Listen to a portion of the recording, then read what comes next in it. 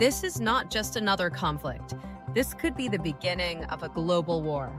This is Olivia Quarter, and you're watching a critical global update. The situation in the Middle East continues to escalate rapidly. Despite statements about restraint, attacks between the United States, Iran, and Israel are ongoing. The United States has intensified strikes on Iranian targets, while Iran has continued its attacks on American interests in the Gulf and on Israel.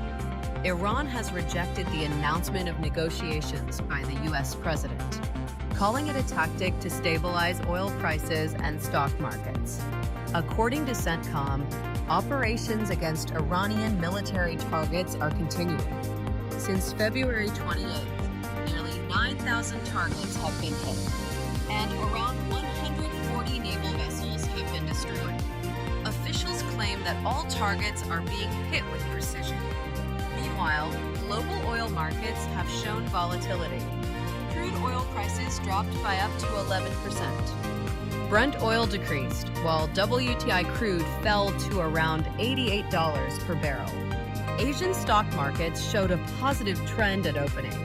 South Korea's index rose significantly. Japan's Nikkei index also recorded gains. However, U.S. stock markets experienced sharp fluctuations. Within minutes, the S&P 500 surged by 240 points, adding nearly $20 trillion in market value. But as soon as Iran denied negotiations, the index dropped again by 120 points, wiping out billions in value. Iran has now launched its 78th wave of missile attacks on the U.S. and Israel. Iranian military officials warned the U.S. president, telling him to focus on the skies, stock markets, and oil prices, because a major surprise is coming. In a sarcastic remark, Iranian officials even repeated the phrase, "You're fired. Thank you for your attention."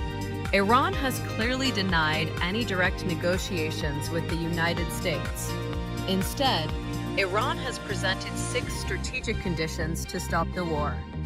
These include guarantees that war will not restart, closure of U.S. military bases in the region, withdrawal of U.S. and Israeli influence, compensation for damages to Iran, an end to regional conflicts, implementation of new legal frameworks, and action against anti-Iran media networks.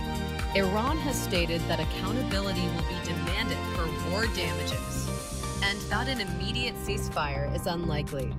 Meanwhile, the U.S. president announced a temporary halt in attacks on Iranian power plants for 5 days, claiming that recent talks showed positive signals.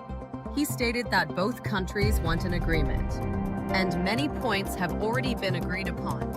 According to him, Iran would need to hand over enriched uranium, and nuclear capabilities must be limited for peace in the Middle East.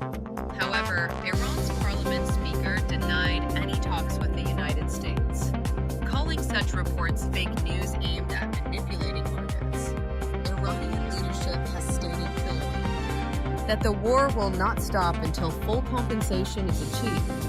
This time, they warned, it will not be an eye for an eye, but something far more severe. Israel has also stated that attacks on Iran and Hezbollah will continue until a deal is reached. The Israeli Prime Minister, after speaking with the U.S. president, said, "If negotiations happen, Israel will still protect its interests." He added that war objectives can be achieved through an agreement. Pakistan has now offered to mediate between the United States and Iran. The Foreign Office confirmed readiness for diplomatic facilitation. Prime Minister Shehbaz Sharif held a telephone call with the Iranian president, emphasizing dialogue and diplomacy. Pakistan reiterated its commitment to peace in the region. Reports suggest that back-channel contacts are ongoing, with involvement from Pakistan, Turkey, and Egypt. Efforts are being made to arrange meetings between U.S. and Iranian representatives. Meanwhile, Iran has agreed to allow oil shipments toward Pakistan. 3 vessels carrying oil are expected to arrive. In another development, Ukraine has attacked Russia's largest oil export terminal using drones. Satellite images show massive fire at the port. In the United States, a major fire broke out at an oil refinery in Texas. Explosions were reported before the fire spread. The cause of the fire is still unknown. He emphasized national security and stability. Prime Minister Shehbaz Sharif said that recent military operations reflect national determination against terrorism. Pakistan's armed forces, he said, have given a strong response to enemies. Pakistan Day was celebrated across the world. Ceremonies were held in Washington, London, Madrid, Beijing, and other cities. Even in Tehran, celebrations continued despite the war situation. Meanwhile, intense attacks continue. Iran and Hezbollah launched joint strikes on northern Israel. Clashes in Lebanon have resulted in over 1,000 deaths, and millions have been displaced. Reports also indicate civilian casualties in Iran due to ongoing airstrikes. Missile and drone attacks have also targeted Gulf countries, with defensive systems intercepting several threats. In a shocking humanitarian incident, an Israeli soldier reportedly tortured a Palestinian child. The child was later released after several hours.